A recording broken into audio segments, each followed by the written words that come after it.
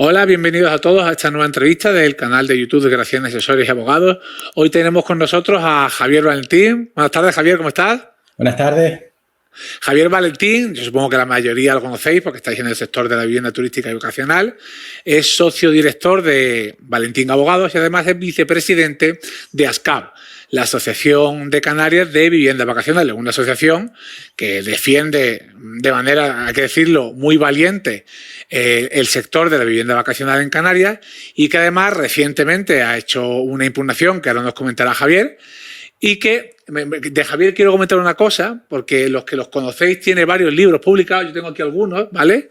Uno de Guía Práctica de las Viviendas Vacacionales en Canarias, que lo recomiendo, y este otro de Valencia, a los que estáis metidos en el sector y os dedicáis a esto, muy recomendable la lectura, porque aparte, aunque no seáis abogados, se entiende muy bien y os van a servir mucho. Dicho esto, Javier, pues muchas gracias por estar por aquí. A ti, por supuesto. Y cuéntanos, ¿qué ha pasado con el famoso registro único del que estamos hablando todos?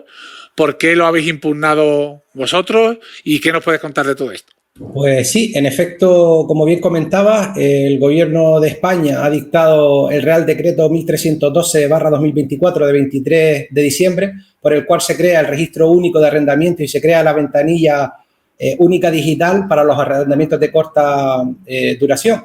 En base a este Real Decreto, que recordemos una norma de rango reglamentario, no es una norma con rango de ley, lo que nos ha permitido llevarlo a los tribunales, impugnarlo en el Tribunal Supremo, pues mediante este Real Decreto lo que viene a hacer el Gobierno de España es ajustar, permíteme la expresión, a España o aplicar en España el Reglamento Europeo 2024/1028, que establece expresamente la necesidad de que los estados de la Unión Europea creen una ventanilla única donde se inscriban los arrendamientos de corta duración.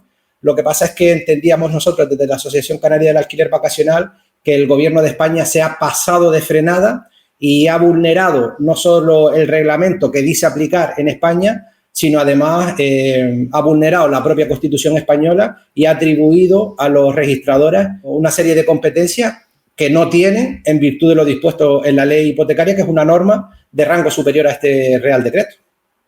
Claro, porque uno de los motivos por lo que te he dicho que se ha ajustado esta norma es que la norma europea, una de las cosas que a mí más me llamó la atención, que aparte lo has comentado tú muchas veces, que la norma europea hablaba de que no los estados tenían que velar porque no existiese un doble registro. Y justo lo que ha hecho este registro es crear un segundo registro para las viviendas, bueno, en vuestro caso en el de Canarias, pero esto pasa en todo el territorio nacional. Todas las viviendas turísticas tienen registros autonómicos y ahora van a tener que hacer un segundo registro, incumpliendo, como tú me has dicho, la normativa europea, pero la Constitución y lo que acabas de comentar anteriormente. Sí, así es. Este Real Decreto, abro un paréntesis si me lo permite, sobre el que además hemos solicitado la adopción de medida cautelar de suspensión de la norma. Es decir, nosotros presentamos el primer día hábil del año 2025, que fue el 7 de enero, ya quedó presentado el recurso ante el Tribunal Supremo. Que os disteis prisa, ¿eh? Sí, nos dimos prisa. El 7 de enero yo estaba abriendo correos electrónicos como un loco, o sea, no sé cómo lo haces, ¿vale? Efectivamente, esto nos tocó todo el periodo de Reyes y de Navidad trabajar y efectivamente el día 7 tuvo entrada en el Tribunal Supremo, ya está admitido a trámite, es decir, en 3 días, el día 10 de enero ya estaba admitido a trámite el recurso y se formó la pieza de medidas cautelares y por tanto ya se está tramitando, insisto, en el Tribunal Supremo. Como tú bien decías, este Real Decreto conculca el reglamento que dice aplicar en España fundamentalmente en otras cuestiones, pero las más importantes son, por un lado, como tú bien decías, que impone el Real Decreto español un nuevo registro, la obligación de que los propietarios de viviendas vacacionales o viviendas turísticas, aunque ya estén inscritas en su registro autonómico, tienen que volver a instar un procedimiento ante el registro de la propiedad y, como tú bien indicabas, el artículo 4.3d del reglamento establece expresamente que los Estados miembros garantizarán que una unidad, es decir, una vivienda turística, no está sometido a más de un procedimiento de inscripción. Vamos, no, Javier, de hecho, si me apuras, sería el tercer registro, ¿no? Porque está el registro de la comunidad autónoma, el registro del Ministerio de Interior, que te dan un número, y este sería el tercero, o sea, que es que vamos por 3 ya, vamos. Efectivamente, desde mi punto de vista se vulnera, y así lo dijimos en la pieza de medidas cautelares, que se vulnera también el principio de simplificación de cargas del artículo 7 de la Ley de Garantía Unidad de Mercado. Ahora parece en España que hay que ir ventanita por ventanita presentando declaraciones responsables o comunicaciones. Como decía, desde nuestro punto de vista considerábamos que el Real Decreto vulnera frontalmente el reglamento europeo y recordemos que las normas europeas tienen el efecto de primacía y efecto directo, es decir, están jerárquicamente por encima de las normas nacionales y cualquier norma nacional que contravenga una disposición del derecho de la Unión Europea es nula de pleno derecho y además los jueces nacionales tienen la obligación de inaplicar la norma nacional que es contraria al derecho de la Unión y aplicar esta última. Por este mismo motivo, el día 7, que tuvimos bastante trabajito por lo que se ve, además de presentar el recurso ante el Tribunal Supremo, hemos presentado una denuncia ante la Comisión Europea por un presunto procedimiento de infracción por parte del Gobierno de España porque consideramos, como decía, pues que el Real Decreto vulnera una disposición de la Unión Europea que es de aplicación directa. Eso es fantástico porque además, aunque lo habéis hecho vosotros desde la Asociación Canaria, es algo, esa impugnación beneficia a todo el territorio nacional, que muchas veces cuando algunas charlas que he dado, cuando hablo con personas que están en el sector, me preguntan, oye, ¿es bueno estar en alguna asociación? Y yo le digo que sí, ¿en cuál? En la que sea. Pero métete en alguna, en la que más te guste. Ahora, por ejemplo, estamos viendo como vosotros desde Canarias estáis haciendo un trabajo para toda España. O sea, sí, vosotros desde vuestra asociación, con vuestros recursos, pero estáis haciendo algo que beneficia a toda España. Esto pasa igual si hay una asociación de Baleares, Valencia, trata contra cualquier normativa nacional, también nos beneficia a todos. Por eso es importante, considero yo, aprovechando que estés tú aquí y que eres vicepresidente de la Asociación Canaria, hacer un llamamiento a todo el que esté en este sector, que llamen a la puerta de las asociaciones, las que le gusten. Si en tu comunidad hay 3, apúntate a la que quieras, a la que más te gusta, pero apúntate a una, porque estamos viendo que si no hay asociaciones, defendernos individualmente como esto es prácticamente imposible, por un lado por el coste y porque luego sería inabarcable. Sí, efectivamente, como tú bien dices, los hoteleros son tan fuertes porque tienen un lobby asociativo muy fuerte y los propietarios y gestores de viviendas vacacionales, yo obviamente, como tú bien indicas, invitarles a que los que no estén asociados se asocien, porque aquí, nunca mejor dicho, la unión hace la fuerza y es muy difícil batallar judicialmente, aunque no imposible, contra papá Estado o contra mamá comunidad autónoma o viceversa, me da exactamente igual, pero claro, cuando tenemos un músculo financiero y un músculo de equipo también, porque no solo siempre es todo dinero, sino que sí, no, hacen falta manos porque hace falta tiempo, claro. Efectivamente, es importante que vayamos todos a una y que impugnemos la normativa, sea estatal, autonómica o local. Y en este caso, como indicabas, pues ha sido la Asociación Canaria del Alquiler Vacacional la que ha presentado el recurso, pero vamos, el plazo para interponer recurso es de dos meses contados desde el día 2 de enero, o sea que tenemos hasta el 2 de marzo y yo invito, por supuesto, a cualquier afectado u otras asociaciones que lo consideren oportunos que también presenten su recurso. Bueno, es que la Asociación Canaria del Alquiler Vacacional ya lo ha hecho. Pues muy bien, pero aquí 4 ojos ven más que 2, a mí puede ser que se vaya escapado algo y si, por supuesto, si hay cualquier particular, empresa gestora de vivienda turística u otras asociaciones que también se dedican a esto, invitarles, por supuesto, y animarles a que presenten sus recursos ante una norma que es flagrantemente injusta a mi criterio. Claro, no lo he comentado, pero en este vídeo, en la caja de descripción, tendréis el enlace a la página web del despacho de Javier, a Valentín Asociado, y también os dejaré el enlace a ASCAP, para los que estéis en Canarias y os queréis asociar, que es la Asociación Canaria de Viviendas Vacacionales.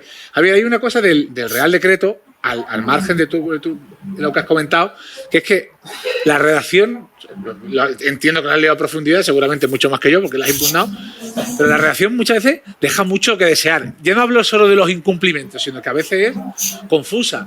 Hace poco lo comentábamos tú y yo, que hay personas que al leerla parece que entienden, ¿no?, que la vivienda turística o la vacacional está excluida. Tanto tú como yo compartimos que está incluida, no debiendo haberse incluido, pero está incluida, y yo entiendo que la confusión puede ser, lo tengo por aquí, la famosa definición que hace la norma de alquiler de corta duración, porque hace referencia, y lo dice así, a los que sea de aplicación el artículo 3.2 de la LAU. Claro, dices tú, bueno, la vivienda turística está excluida expresamente de la LAU en el artículo 5E y el alquiler de habitaciones, la jurisprudencia mayoritaria no lo incluye en la LAU. Es verdad que luego sí nos dice, ¿no?, lo de vivienda turística, pero es que además de todo lo que has comentado para impugnarlo, la redacción oye, pues la técnica legislativa igual es un poquito pobre también, no sé qué opinas tú de esto. Sí, sin lugar a dudas, los juristas estamos acostumbrados que en los últimos años las chapuzas legislativas son la tónica habitual a la que nos tenemos que enfrentar, y coincido contigo en que en este caso la redacción del texto pues deja bastante que desear, ¿no? Además de la propia técnica legislativa que no comentamos anteriormente, otra de las cuestiones que ha sido impugnado, motivo de impugnación en el recurso, apuntábamos al inicio del vídeo, es que se trata de una norma que a mi juicio es inconstitucional, porque las competencias, en virtud de lo dispuesto en el artículo 148.1.18 de la Constitución, las competencias en materia de promoción y ordenación del turismo, y dentro de la ordenación del turismo se entiende incluida a la regulación del sector de alojamiento, es competencia exclusiva, además, de las distintas comunidades autónomas, con lo que los registradores, en modo alguno, tienen competencia, a mi juicio, recordemos que los registradores de la propiedad dependen del Ministerio de Justicia del Gobierno de España.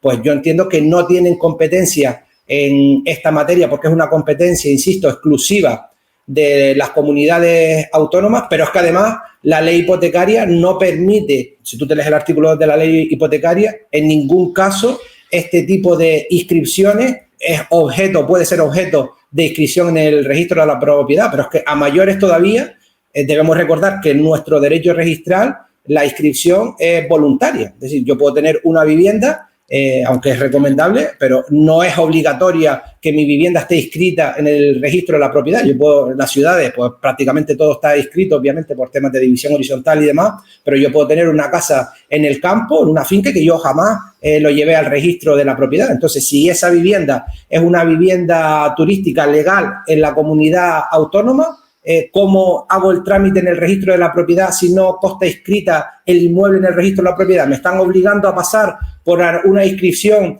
a la cual yo no estoy obligado? Bueno, en mi opinión, con todo mi respeto, yo creo que aquí el lobby de los registradores en España ha tenido bastante peso para que ellos sean los que conducen la inscripción obligatoria, y que recordemos que además tienes que volver a pagarla todos los años. Esto tiene un coste aproximado de 27 euros más impuestos, con lo que todos los años tendrás que renovar esos 27 euros. Estamos hablando en torno a las 400.000 viviendas turísticas, solo las turísticas, porque no estamos hablando de los arrendamientos de corta temporada, que los registradores de España van a estar facturando por esto todos los años en torno a 12 millones de euros.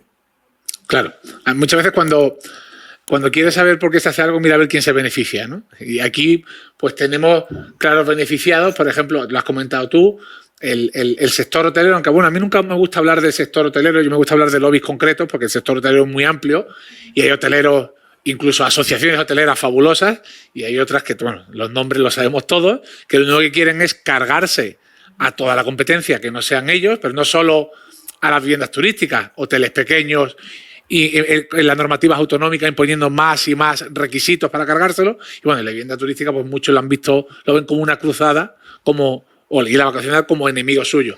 Y volviendo al registro, otra de las cosas que me ha llamado mucho la atención es que en nuestro sector, esto quizás sea más en materia civil, sigue habiendo un debate muy abierto. A lo mejor tú me dices, no hay debate, yo lo tengo claro, ¿no? Un debate muy abierto de cuál es la relación que existe entre el propietario de la vivienda turística vacacional y el huésped. Oye, es un contrato de arrendamiento, es un contrato de hospedaje, hay opiniones de todos los tipos. Yo, como Sócrates, solo sé que no sé nada, yo ya no tengo opinión, ¿vale? Claro, si aquí lo que me estás regulando son arrendamientos y yo lo que articulo en mi vivienda vacacional o turística es un contrato de hospedaje, porque civilmente responde a un contrato de hospedaje, yo que realizo hospedaje me tengo que apuntar en un registro de arrendamiento, ya es que es el absurdo.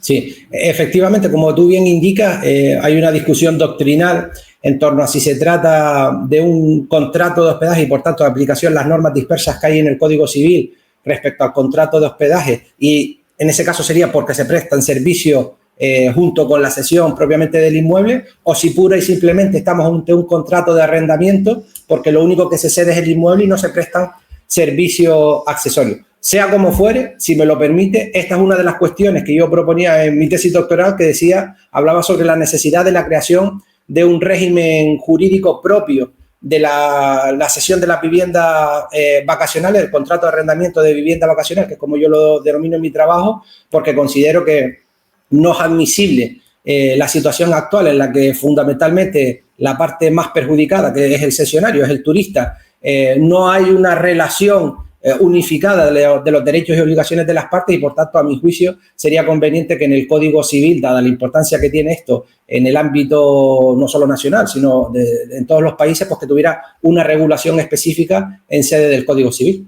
Sí, máximo porque cuando la dispersidad que tenemos normativa e interpretativa brutal, ¿no? En materia de propiedad horizontal, parece ser que una vivienda turística es una actividad económica, es un hospedaje, que es, ¿no? Esto de que decían, si en los estatutos se prohíben las actividades económicas o los hospedajes, entonces están prohibidas las viviendas turísticas y vacacionales porque lo son. Y dices tú, bueno, entonces puedo entender que es un hospedaje. Bueno, luego te vas a la jurisprudencia en materia tributaria. Dice, no, esto es un arrendamiento a no ser que preste servicio. Entonces ya llega un momento que el particular, bueno, y nosotros los profesionales, cuando alguien nos pregunta, ¿pero yo qué hago? Digo, pues mira, pues yo no sé lo que hace. Porque es un arrendamiento, es un hospedaje. Digo, a ver, es verdad que en ciertos casos podemos entender que es un hospedaje, bajo ciertos puntos de vista podemos entender que es un arrendamiento, pero es imposible decir con certeza, haces esto. Por ejemplo, lo has comentado tú, si hubiese una regulación específica, pues es un arrendamiento especial o es un hospedaje, como quieras, pero que sepamos a qué atenernos, porque no puede ser que depende de si estamos en materia tributaria, urbanística, civil, contractual, civil, comunidad de propietarios, depende de dónde lo miremos, desde qué perspectiva es una cosa u otra, la realidad será una, no podemos cambiar según el punto de vista porque nos volvemos todos locos.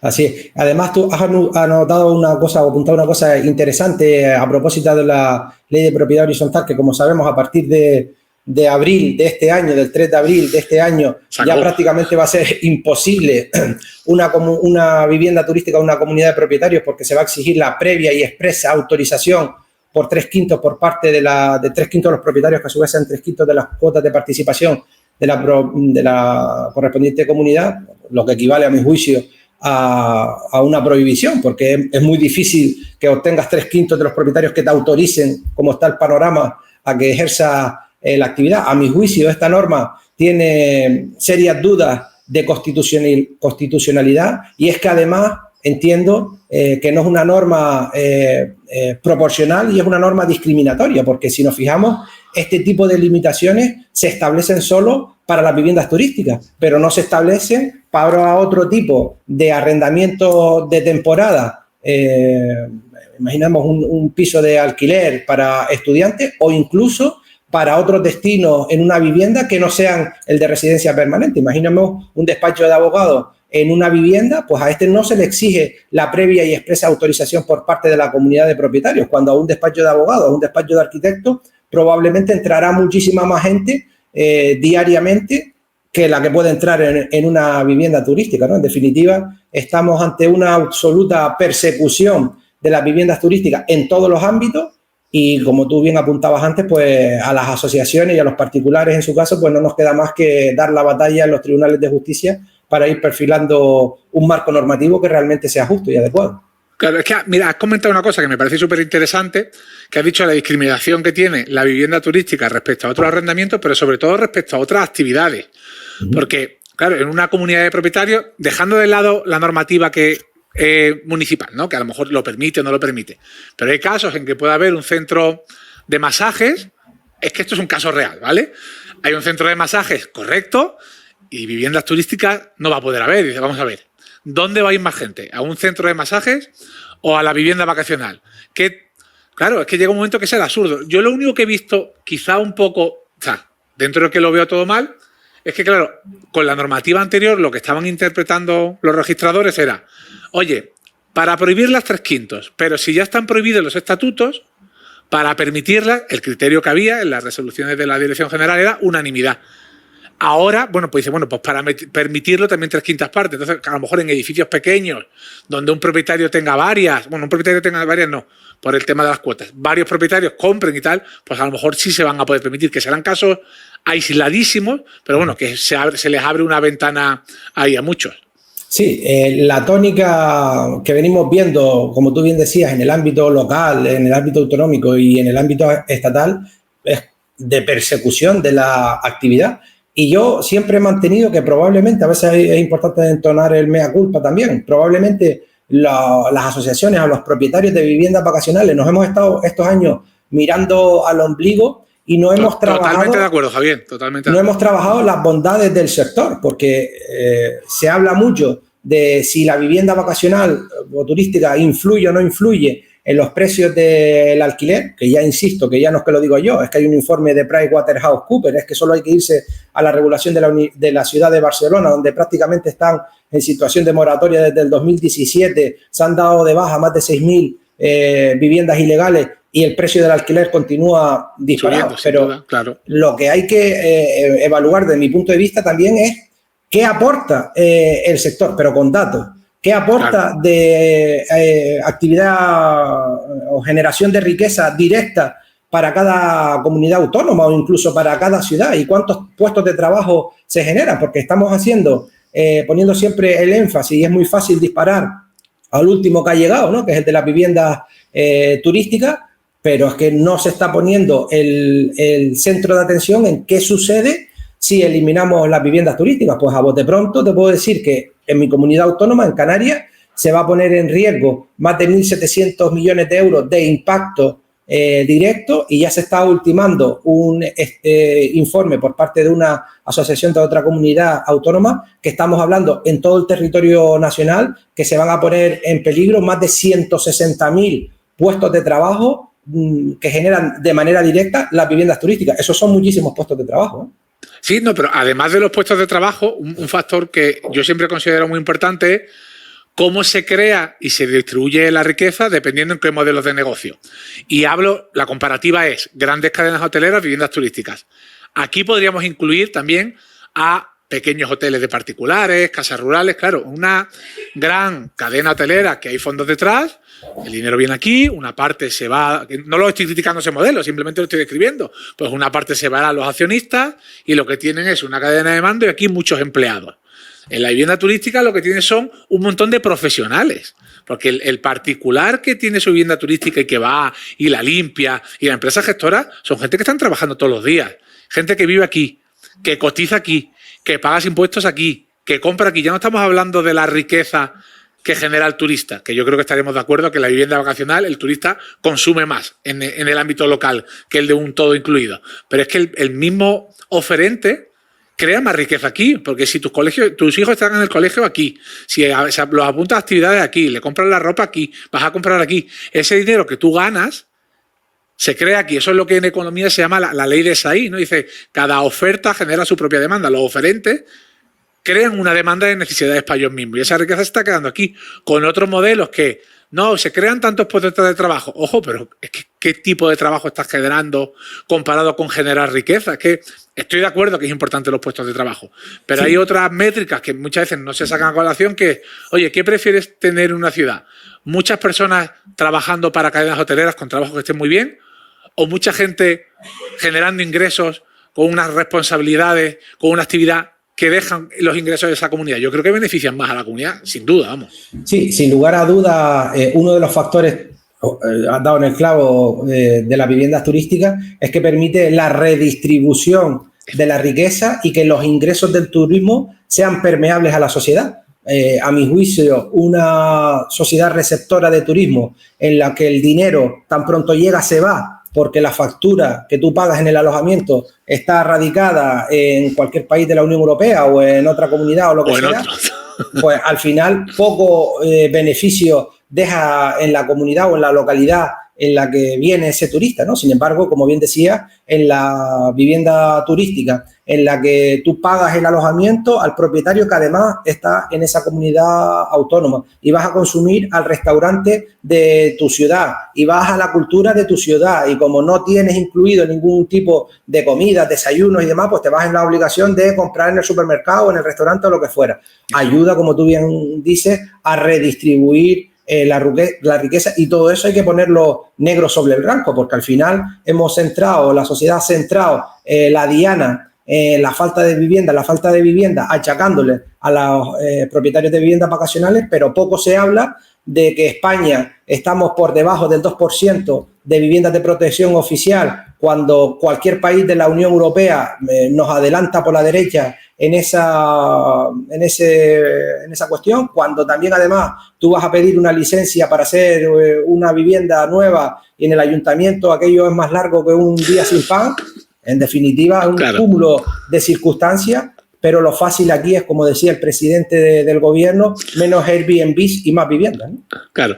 Yo, por terminar, porque le hemos dado un buen repaso sobre todo al registro, al famoso registro único, que esto es como el anillo único, le digo yo.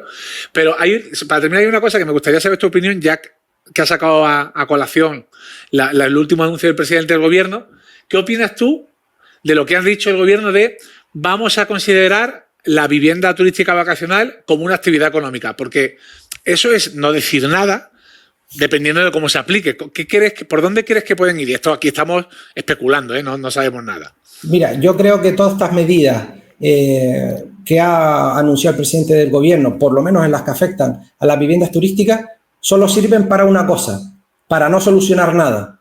Porque el incremento del tipo impositivo, que las viviendas vacacionales paguen el impuesto que corresponda en Canarias, por ejemplo, desde el año 2015, nosotros pagamos, las viviendas vacacionales pagan el IJIC, que es el IVA que tenemos en Canarias. Y eso no ha servido para que se reduzcan el número de viviendas turísticas. Si el propietario tiene que cobrar el IVA o el IJIC, lo repercutirá en la factura al cliente que se aloja y listo. Si usted lo que quiere, gobierno de España, realmente es solucionar el problema de la vivienda, hay que dictar las medidas adecuadas para que la oferta de vivienda crezca y no con una normativa que crea una inseguridad jurídica absoluta en los arrendadores de vivienda, que hay muchísimas viviendas. En mi comunidad autónoma, por ejemplo, hay 5 veces más viviendas vacías de las que realmente necesitamos.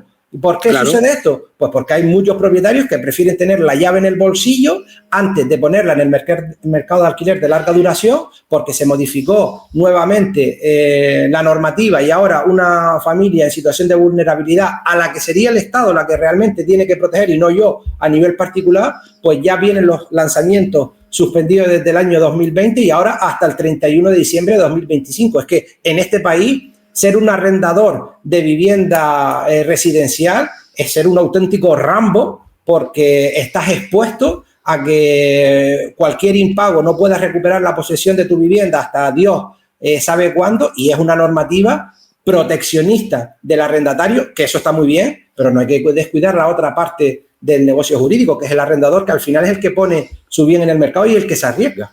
No, totalmente de acuerdo. O sea, es cierto que un inquilino, un arrendatario, que un mes tenga un problema de impago, 2 meses, no lo vas a desahuciar, pero tampoco puede recaer todo el peso sobre el que pone el bien en el mercado, porque si no lo que va a hacer es no poner el bien en el mercado. Sí. Eso lo tenemos clarísimo. Nosotros hicimos aquí en Canarias, no nos hicieron ni caso, obviamente, una propuesta al gobierno de Canarias que además era muy sencilla. Oiga, ¿usted quiere que el problema de la vivienda se solucione en esta comunidad autónoma?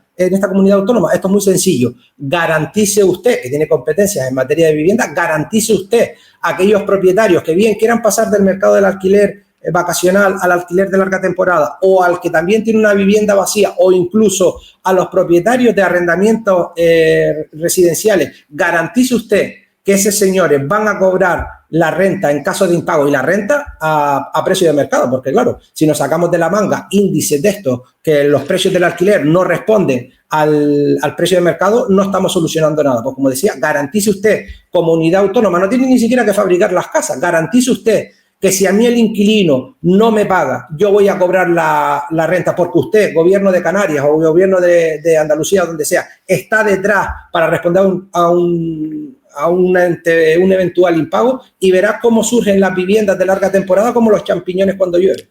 Es que ahí ahora mismo se habla mucho, cuando se habla del mercado de vivienda, y yo estoy de acuerdo contigo, se critica que si la lau 5 años, y muchas veces digo, si solo con garantizar que el que la pone en alquiler cobra, se soluciona el problema, porque yo conozco muchos casos de personas que tienen inmuebles que pueden cobrarle un precio X y prefieren bajar la renta para coger un inquilino bueno. Inquilino bueno, que, bueno, sabemos, ¿no? El que tiene una garantía de pago. Pues funcionarios, personas de alto poder adquisitivo, es decir, al inquilino muchas veces que tiene mayor capacidad de pago, se le hacen rebajas porque es una garantía y te sale más barato esa garantía que contratar un seguro de impago. O sea, sí. Es la perversión absoluta. Que, oye, que lo entiendo, que lo haga. Si tienes a alguien que es un inquilino que es premium, dice, oye, pues te hago una oferta porque yo te quiero a ti, porque yo voy a estar el tiempo que esté tranquilo y prefiero ganar un poquito menos si tengo la tranquilidad absoluta que me va a pagar. Solo con la medida que tú has dicho, es que yo creo que se soluciona el problema de un plumazo. Con garantías de cobro. Yo creo que esta es una buena medida, pero que jamás se va a implementar por una sencilla razón. Y es que a los gobiernos no les interesa solucionar el problema de la vivienda. Es que no les interesa, porque mientras este problema, el problema de la vivienda, siga siendo del arrendador particular, del ciudadano de a pie, que recordemos que en nuestro país más del 90% de los pisos de alquiler son de pequeños propietarios, no de grandes fondos ni de grandes tenedores. Mientras este problema, al igual que el problema de la ocupación de viviendas, mientras este problema sea un problema de los ciudadanos, no es un problema del gobierno. Entonces, que se lo resuelvan los propietarios y que sean los propietarios el que se aguante con un inquilino que no le paga durante 4 años y al que no ha podido hallar porque la ley le protege. Es un problema del ciudadano, no es un problema del gobierno. Por tanto, yo entiendo que es que a los gobiernos no les interesa realmente solucionar el problema de la vivienda, porque mientras sea un problema nuestro, de los ciudadanos, no es un problema del señor presidente del gobierno. Y por terminar, has comentado que le hiciste esta propuesta al gobierno canario. Tengo entendido, bueno, lo has comentado tú en muchos medios, que se avecina tormenta, ¿no? Porque estáis peleando muy fuerte en Canarias porque quieren cerraros, algo parecido como hicieron en Cataluña, si no me equivoco. Y también estáis, bueno, todavía no creo que no habéis impugnado nada porque va a ser una ley, si no me equivoco, y estáis en negociaciones o en presiones más bien desde la asociación a ver si conseguís algo, ¿no? Sí, en efecto, desde septiembre de 2023 el gobierno de Canarias anunció que iba a modificar el marco normativo en Canarias. Ha estado preparando una ley que es un auténtico refrito de todas las prohibiciones que nos podemos encontrar a lo largo y ancho de la geografía nacional y además comunitaria, porque se importan, por ejemplo, algunas limitaciones que están vigentes en la ciudad de París y quieren sacar en París adelante. Es la que tienen que, para dar de alta una vivienda turística, tienen que convertir, ¿no? Crear una vivienda nueva, si no me equivoco, ¿no? Correcto, sí. Pues aquí en Canarias quieren establecer un sistema parecido y, en definitiva, nosotros hemos estado haciendo, obviamente, labor de lobby porque consideramos, en Canarias en concreto, tenemos el dato del 89% de las viviendas vacacionales pertenecen a pequeños propietarios, ¿no? Con el complemento de renta que eso implica, con la generación de actividad económica y de empleo, en definitiva, en el sector. Hemos conseguido que el texto que va a entrar en el Parlamento en el mes de febrero de 2025 se haya perfilado en algunas cuestiones, pero es absolutamente insuficiente, y nosotros, por supuesto, vamos a echar los restos en el trámite parlamentario para conseguir que nuestros políticos se sensibilicen con lo que aportan las viviendas vacacionales para la comunidad autónoma canaria, que es idéntico a lo que sucede en otras comunidades autónomas y es extrapolable, para que la norma que salga adelante en su caso sea sensible, como decía, con las familias canarias en este caso. Esto es lo comentamos antes, porque es importante, lo voy a recordar, estar en una asociación. Pues claro, esa labor de lobby un particular no la va a hacer. Un particular podrá impugnar ciertas normas, con el coste que eso tiene, cuando con una asociación, oye, acumulas costes, pero ya solo es la información que se da a la ciudadanía y al gobierno.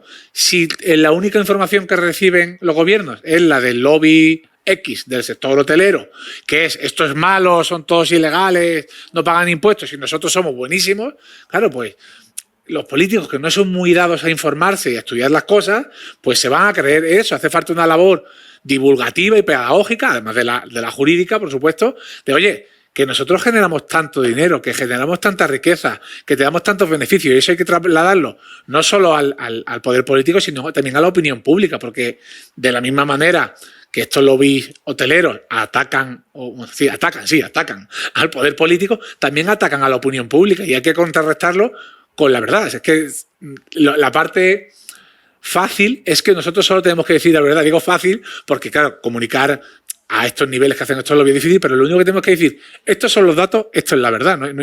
No hay que innovar mucho, no, simplemente, como te he dicho, asociaciones fuertes.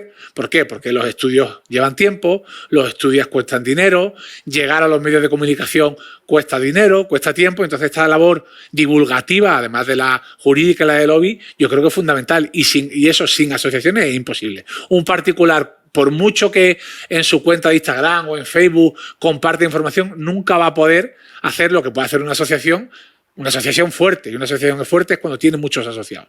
Sí, sin lugar a dudas. Nosotros en el caso de Canarias, para explicar la norma, tuvimos que ir a las distintas islas con reuniones con asociados y público en general para explicar una norma que nadie se había leído. Yo entiendo que es una norma compleja porque mezcla aspectos turísticos, urbanísticos. Ya a un abogado nos cuesta entender la ley, tienes que leerla 2 o 3 veces, cuanto más a una persona que es lega en derecho. Pero hay muchos ciudadanos que se creen lo que le dice el político en el medio de comunicación, pero no se ha leído la norma. Entonces es trabajo de las asociaciones o de los profesionales del derecho desmenuzar lo que hay en la norma que se pretende aplicar o se pretende aprobar y ver realmente cuál es la consecuencia, cómo me va a afectar, y llegarás a la conclusión, como pasa en el caso de Canarias, en el que a nosotros no nos cabe duda que en los próximos años se pueden cargar en torno al 80-90% de las viviendas vacacionales de Canarias si sale adelante esta normativa. Sí, algo parecido a lo que les va a pasar en breve a los de Valencia, que sabemos que muchas van a desaparecer. Pues sí, Javier, muchísimas gracias por haber estado por aquí, es un honor tenerte en el canal. Muchísimas gracias. Para mí eres un referente dentro del ámbito jurídico de la vivienda turística vacacional. Es recíproco y lo sabes. Te agradezco, sabes que estás invitado aquí cuando quieras y espero que nos veamos pronto, porque nos vimos hace poco en el Congreso de Turismo el Congreso de Derecho de Málaga.